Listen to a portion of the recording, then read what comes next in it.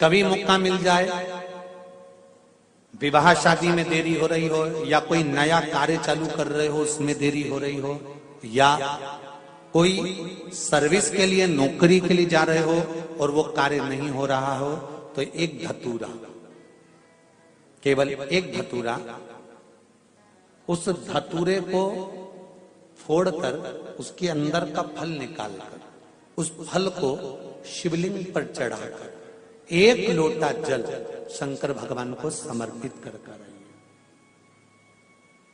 दिन होना चाहिए मंगलवार। कौन सा दिन होना चाहिए? जम के बोलो जरा, मंगलवार का समर्पित करो। उसके बाद में आप विवाह के लिए अगर समर्पित करे हैं तो विवाह में देरी नहीं होगी। व्यवसाय और व्यापार के लिए या नौकरी के लिए समर्पित करे हैं तो उसमें देरी नहीं होगी। एक विदल और उत्पल नाम के दो राक्षस थे, असुर।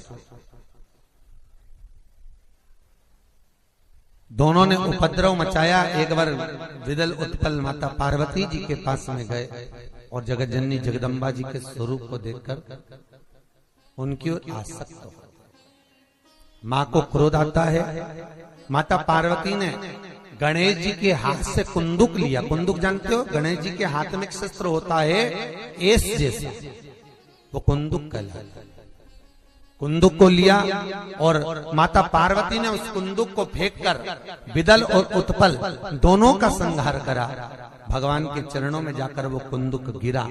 गिरते ही भगवान शंकर के चरणारविंद में कुंदुक से चोट पहुंची, जिससे उनके चरणारविंद से कुछ रक्त की बूंद निकली है। महाराज शिव जी का नाम कुंदकेश्वर हो गया है। महाराज क्या नाम पड़ गया? कुंदकेश्वर। रक्तांबर में शंकर को देखकर मां के नयन सृजल हो गए। मां के नयनों में जल आ गया।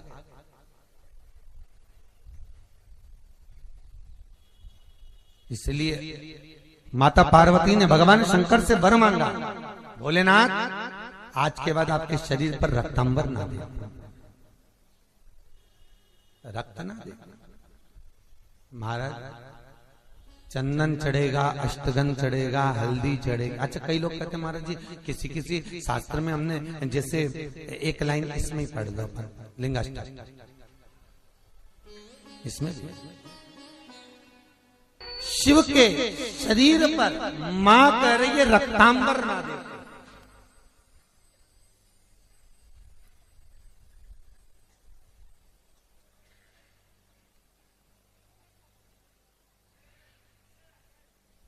तो यहां कौमार खंड करा शिव महापुराण का कौमार खंड और कौमार खंड का 22वां अध्याय शिव महापुराण में वर्णन कर रहा कि पार्वती ने शंकर जी से यह मांगा कि मैं रक्तांबर न देखते। ठीक है, तो शंकर जी पर अष्टगन चढ़ता है, चंदन चढ़ता है, अबीर चढ़ता है, गुलाल चढ़ता है, पर शिव पर रोली कुंकू नहीं चढ़ता। पर लिंगाष्टक के अंतर्गत कुमकुम चंदन लेपित लिंगम या स्पष्ट किया कि कुंकू चंदन। तो महाराज जी फिर ये चरित्र का वर्णन, कुंकू तो यहां लिखा है कि कंकु चढ़े। तो बहुत ध्यान देना महाराज, शंकर भगवान के शिवलिंग पर आपको फिर निवेदन करूंगा, भगवान शंकर का ये शिवलिंग है। ठीक है, ध्यान देना, ये माता पार्वती का स्थान है। बीच में शोक सुंदरी, राइट लेफ्ट भगवान के पुत्र, ऊपर 5 कन्या। अम्बा माता पार्वती ने शंकर से जो मांगा है आपके शरीर पर रक्तांबर ना दे। ठीक है, आपके शरीर पर रक्तांबर ना दे महाराज, क्योंकि कोई भी पत्नी अपने पति को कभी रक्त में सना हुआ नहीं देखना चाहिए। कोई विषम समस्या यदि आपके सामने खड़ी होती है, विषम समस्या जिसका कोई निराकरण हो ही नहीं रहा, सब दूर हाथ जोड़ लिए, सबसे कह लिए, सबको प्रणाम कर लिया, सबसे बोल दिया, सबसे विनय कर ली, तो भी वो समस्या मिटी नहीं रही है। तो हमारा निवेदन है 5 बेलपत्र, 5 दुर्वा, दुर्वा जानते हो, दूब, दुर्वा, 5 दुर्वा, 5 बेलपत्र, 5 कनेर के पुष्प शिव जी को समर्पित कर कर उसी 1 लोटे जल से 5 बार शंकर भगवान को जल चढ़ाना प्रारंभ करिए। लगभग 1 हफ्ते यदि आपने शिव को जल चढ़ाना प्रारंभ कर दिया इसी क्रम से, तो निश्चित है वो समस्या का हल 1 हफ्ते के अंदर बाबा को निकालना ही पड़ेगा और आपका लक्ष्य निश्चित करना ही पड़ेगा। कई लोग कहते हैं भगवान हमको दिखता ही नहीं है, तुम काम करते रहो। कंपनी का मालिक है, उसने इस सृष्टि को रचा है, इस सृष्टि का निर्माण किया है। वो दिखेगा भले नहीं, पर कंपनी चल रही है। सब कुछ दिया उसने संसार में, फिर भी अगर रोते हो तो तुम्हारी जिंदगी का रोना। कई लोग कहते हैं मैं बहुत गरीब हूं, मेरे पास में कुछ नहीं है। भगवान कहते हैं मैंने तुझे करोड़पति बनाकर भेजा है। एक लड़का, नौजवान लड़का, मरने के लिए ऊपर पहाड़ पे चढ़ गया। वहीं पर संत निकल कर जा रहे थे, कोई शिव के भक्त थे, भगवान शंकर के परम भक्त। निकल कर लड़के से पूछा क्या कर रहा है? कहा सुसाइड कर रहा हूं, मर रहा हूं। क्यों मर रहा है? भगवान ने उसकी 9 आहुतियां अग्नि में शंकर और सती के नाम से, शंकर और शिव के नाम से समर्पित करें, और आखिरी आहुति जो समर्पित करें उसमें थोड़ा सा भाग तिल का, और तिल भी काली नहीं चढ़ती उसमें, श्वेत तिल का भाग उसके साथ लगाकर समर्पित करें, और जिससे धन लेना है उसका नाम लेकर वो समर्पित करें महाराज। उसको सुध आएगी और वो पैसा किसी भी हाल में आपके हाथ में थमाकर जाएगा ही, ये पक्का है। चल रहा हो, किसी व्यक्ति से कोई काम करवाना है, वो काम नहीं कर रहा, कोई फाइल आगे नहीं बढ़ रही है, कोई कार्य अटक रहा है, तो एक जल के पात्र में जल भरकर 5 बेलपत्री शिव जी को समर्पित कर कर कुंदकेश्वर महादेव का नाम लेकर एक सफेद पुष्प बेलपत्री के ऊपर जो शिव जी को चढ़ाई है उस पर समर्पित कर कर जल जो लेकर गए हो, अपनी उस कामना को कर कर कि मेरा ये कार्य अटक रहा है, ये कार्य नहीं हो रहा, कुंदकेश्वर महादेव का नाम लेकर धीरे धीरे जल की धार चढ़ाइए। और एक बात हमेशा याद रखना, फिर निवेदन कर रहे हैं, अच्छे से समझ लेना। शंकर जी पर जब जल चढ़ता है, शिव जी का जब अभिषेक होता है, शंकर जी पर जब जल चढ़ाया जाता है, दूध चढ़ाओ, जल चढ़ाओ, कुछ भी चढ़ाओ, पर एक बात का स्मरण अपने जीवन में होना कि इतने ऊपर से मत चढ़ाना कि जल चढ़े और छींटे आपके ऊपर। बहुत ध्यान दीजिएगा।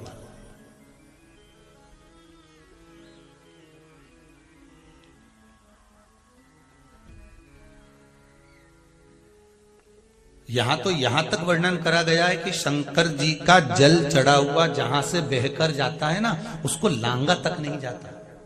यहां लांगते हैं क्या? नहीं ना, परिक्रमा भी करेंगे तो वहीं से लौट कर वापस इधर जाएंगे। शिव जी का जहां से जल बहकर जा रहा हो, चढ़ा हुआ जल जहां से बहकर जा रहा हो, उसको लांगा तक नहीं जाता।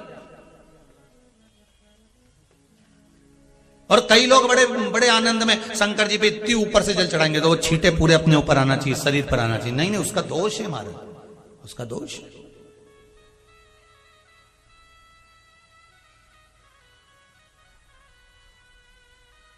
शिव जी को अगर आप जल चढ़ा रहे हो, जैसे आप भगवान को अगर जल चढ़ाओ, दूध चढ़ाओ, तो मान लो अगर जैसे एक सरल भाषा में समझ लो और अच्छे से, कि जैसे ये शिवलिंग है शंकर जी का, ये शिवलिंग है, और आप जल चढ़ा रहे हो तो इतनी ऊपर से छोड़ोगे तो पानी का छींटा तो अपने ऊपर आएगा, पर वही जल, वही दूध, वही सामग्री आप शिवलिंग से थोड़ी सी दूरी बनाकर अगर आप समर्पित करेंगे तो बाबा उसको स्वीकार भी करता है और आनंद की अनुभूति भी होती है, कार्य में सिद्धता भी आती है, कार्य में उसकी सिद्धता भी। अब तुम तो ऊपर से छोड़ रहे हो जिससे वो पानी तुम्हारे ऊपर ही आए, तो वो एक अलग प्रसंग है, वो एक अलग विषय। बहुत ध्यान देना महाराज, भगवान को कभी भी कोई भी सामग्री, जैसे भगवान के मंदिर में अगर फूल चढ़ाने जा रहे हो, भगवान के मंदिर में अगर पुष्प समर्पित करने जा रहे हो, तो फूल का मुख अपनी ओर नहीं होना चाहिए। फूल का मुख कहां पर होना चाहिए? जम के बोलो जरा, भगवान की ओर। शंकर भगवान के सिर से एक पसीने की बूंद पृथ्वी पर गिर गई। गिरते से एक धधकता हुआ अंगारा, लाल धधकता हुआ अंगारा ग्रह एक पुत्र के रूप में जन्म ले लिया। पृथ्वी से हुआ, इसलिए मंगल कहला गया। धधकता हुआ।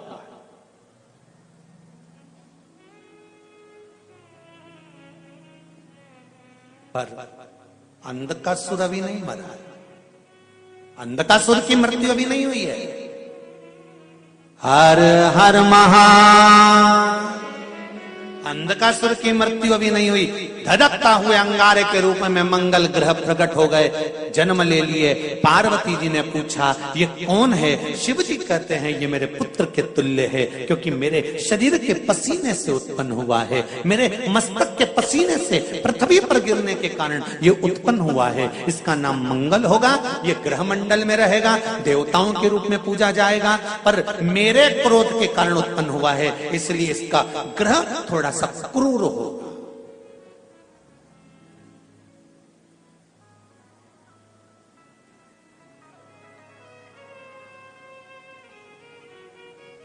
एक बात बहुत ध्यान से सुनिएगा। विवाह, शादी, संतान प्राप्ति, विवाह के बाद में विवाद या किसी नए कार्य के लिए आगे बढ़ रहे हैं और उसमें अड़चन आ रही है, तो एक बार किसी ज्योतिष आचार्य के पास जाकर पूछना, वो बता देगा या तो मंगल या शनि कुछ ना कुछ, कोई ना कोई क्रूर ग्रह तकलीफ दे रहा होगा। ज्योतिष आचार्य के पास जाएंगे, वो कहेगा। जितने भी ग्रह हैं, चाहे राहु हो, केतु हो, मंगल हो, शनि हो, बुध हो, भौम हो, सूर्य हो, ये सारे जो ग्रह हैं ये शंकर भगवान के शिवलिंग के पास में विराजमान है। शिवलिंग के पास में